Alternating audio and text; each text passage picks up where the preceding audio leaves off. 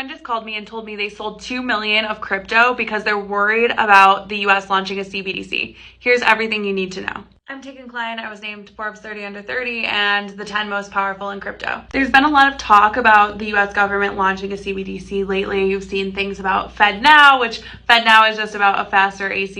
It's not a CBDC. The US will likely never see a CBDC, and I'll tell you exactly why. There's 3 reasons. Let's break it down. CBDC stands for Central Bank Digital Currency. The central bank equals the Fed, okay? One other crucial piece of context is that the banks essentially own the Fed. Reason 1 is because the banks are never going to allow the Fed to create a CBDC that competes for deposits with the banks. There's no way. If the Fed were to create a CBDC, no one would hold deposits at banks because there's a default risk, right? So they're going to hold it. Depositors like us are going to hold our money with the Fed. The banks are not going to allow this. All deposits would then migrate to the Fed away from the banks, meaning deposits would be drained from the banks and moved to the Fed. And then the banks would no longer lend money into the economy, which according to the Fed is the main reason the banks exist in the first place. Reason 2 is we already have something like a CBDC here in the US, given it's so easy to transact electronically with things like Venmo and PayPal. And reason 3, the main purpose of a bank is to loan out money and create credit for the economy.